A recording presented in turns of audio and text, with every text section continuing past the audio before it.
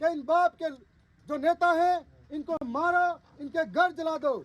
उसके बाद सलोमबर के अलग अलग कोनों से, प्रतापगढ़ के अलग अलग कोनों से और डूंगरपुर के अलग अलग क्षेत्र से तमाम जो साथी आज समर्थन करने आए हैं उनका मैं हृदय की गहराई से बहुत बहुत धन्यवाद करता हूं। साथियों, आज एक आदिवासी विधेयक इस सरकार में सुरक्षित नहीं है, तब हम ये कह सकते हैं कि यहाँ की जनता, यहाँ का आदिवासी कैसे सुरक्षित महसूस कर पाएगा। आप सबको मैं बताना चाह रहा हूँ कि पिछले दिनों एक ऑडियो वायरल हुआ था और ये कहा जाता है कि इन बाप के जो नेता हैं इनको मारो, इनके घर जला दो। उसके बाद निरंतर आदिवासियों के साथ अत्याचार बढ़ता जा रहा है। उसके बाद से अलग अलग तरीके की साजिशें रची जा रही है। उसके बाद से आदिवासी को अपमानित किया जा रहा है। मैं क्षेत्र का विधायक होने के नाते मेरी विधानसभा के अंदर जो कार्यक्रम होता है बकायदा कार्ड रिपोर्ट के पीछे चिपका रखा है। यह प्रशासन को बता रखा है, यह अंधी गूंगी बहरी सरकार को बता रखा है। उसके बाद कहते हैं कि बिन बुलाए आए हो, इतना फिर से अपमान करते हैं। उसके बाद में उस कार्यक्रम में जाने के बाद में 2 दिन पहले पुलिस प्रशासन को प्रोटेक्शन मांगने के लिए कहता हूं कि मेरे साथ गलत हो सकता है। यहाँ के लोगों द्वारा पूर्व में भी, वहाँ के भाजपा के गुंडों द्वारा पूर्व में भी 9 अगस्त के कार्यक्रम में हमारे ऊपर लाठियां बरसाई थी, पत्थर मारे थे, तब भी हमने चेतावनी दी थी। उसके बाद में हम चुनाव के प्रचार में गए थे, तब भी इन लोगों ने हमारे साथ में हाथापाई की थी। हमको अंदेशा था, इसलिए प्रशासन से अवगत कराया था, लेकिन मेरी आंखों के सामने मैं चिल्लाता रहा, या मेरे जिलाध्यक्ष है, मैं चिल्लाता रहा, या मेरे कार्यकर्ता है, इनको मार रहे हैं, आप उनको बचा लीजिए, लेकिन कोई बचाने नहीं आता है। उनकी आंखों के सामने दौड़ दौड़ के गाली गलौज की जा रही है। वो वीडियो में भी दिख रहा है, प्रत्यक्ष यहाँ का डीवाईएसपी गवाह है। फिर कह रहे सबूत चाहिए, कौन सा सबूत चाहिए इनको? और तो सामने देख रहे हैं, उसके बाद सबूत मांग रहे हैं। और उसके बाद में प्रशासन कहता है कि आपको यहाँ से जाना पड़ेगा और यहाँ पे कोई कार्यक्रम नहीं होता है। मेरी पीठ पीछे कार्यक्रम धोखे से करते हैं। इसका मतलब यह सब उस सरकार के इशारों पे काम करने वाले लोग हैं। इसका मतलब सबके सब गुनहगार हैं। मैं इस मांग के साथ में 2 दिन धरने पर बैठा हूँ और 2 दिन धरने पर बैठने के बाद में यहाँ कलेक्टर इसलिए आया हूँ कि जब तक मांगे पूरी नहीं होती है, इसी सड़क पे 5 साल हो जाए तो भी सोऊंगा। और 3 दिन हो गए, आपने देखा होगा लसाड़िया के अंदर इनको तब कोई जांच की जरूरत नहीं पड़ी थी। कोई प्रतिमा के माला डालने पर 1 घंटे में आदेश लेके आ जाते हैं इनको निलंबित करने का। कभी कोई छोटी मोटी बात करता है तो अहमदाबाद में जाके उठा के ले आते, तब कहते कानून के हाथ लंबे हैं, इनकी नजरें लंबी है। आज कहाँ गई इनकी नजरें, इनके हाथ लंबे कहाँ गए?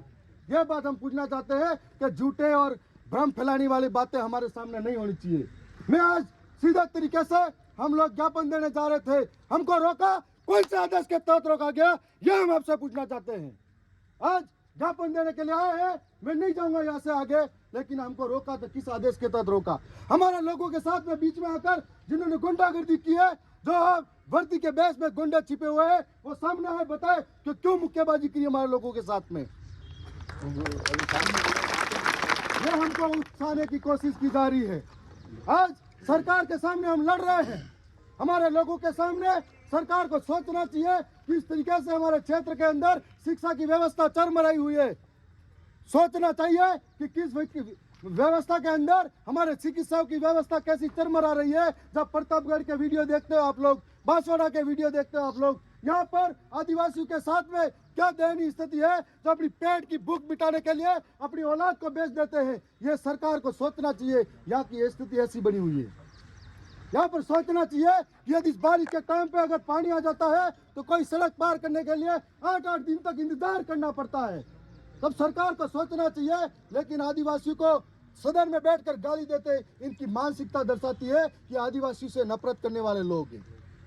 और आज इनको हजम नहीं हो रहा है कि एक आदिवासी विधायक जीत कर जाता है, जब संविधान की बात करता है, हक अधिकार की बात करता है, 5वीं अनुसूची की बात करता है, शिक्षा की बात करता है, तब उनको हजम नहीं होती है।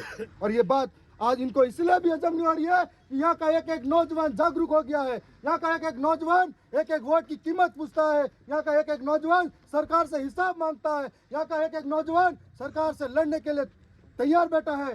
तब इनको हजम नहीं हो रहा है, तब रोज षड्यंत्र हो रहे हैं और रोज इस तरह से अपमानित करने वाले काम हो रहे हैं। पिछले दिनों मेरे साथी के साथ में बांसवाड़ा बागीदोरा के अंदर भी पत्थरों से हमला हुआ था। मैं यह पूछना चाहता हूं कि अगर मेरे विधानसभा में मैं सुरक्षित नहीं हो तो इन गुंडों से मेरी जनता कैसे सुरक्षित हो सकती है। आज मैं यही मांग कर रहा हूं कि आपने झूठा दिखावा कर लिया कि 2 जनों को पकड़ के लाए, उनके मेहमान ही जैसे खाना बाहर से लाके दे रहे हो, उनके मेहमान बना के लाए हो, जैसे थाने के अंदर मोबाइल चलवा रहे हो, तो कौन सी सजा दे रहे हो? हमको बेवकूफ बनाते हो। मेरा अपमान नहीं किया है, दरियावत की 2.5 लाख जनता का अपमान किया है और ये बदला लेने के लिए हम बैठे हैं। जितने भी लोग इसमें शामिल हैं वो सस्पेंड नहीं होते हैं। जितने भी लोग अपराधी हैं वीडियो में सरेआम दिख रहे हैं और नेताओं के गाड़ी में रोज घूम रहे हैं, अगर वो पकड़ में नहीं आते हैं तब तक मेरी तरफ से ये ऐलान है यहाँ पर कि मैं इसी सड़क पे सोऊंगा, चाहे बारिश हो चाहे कोई भी मौसम हो, मरूंगा जीऊंगा। ये शासन प्रशासन की जिम्मेदारी है, राजस्थान सरकार की जिम्मेदारी है।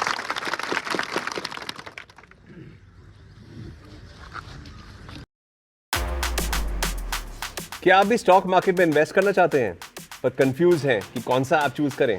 Don't worry, download grow. यह है इंडिया का नंबर 1 स्टॉक ब्रोकर। इस पर आप कस्टम प्राइस अलर्ट सेट कर सकते हैं। सारे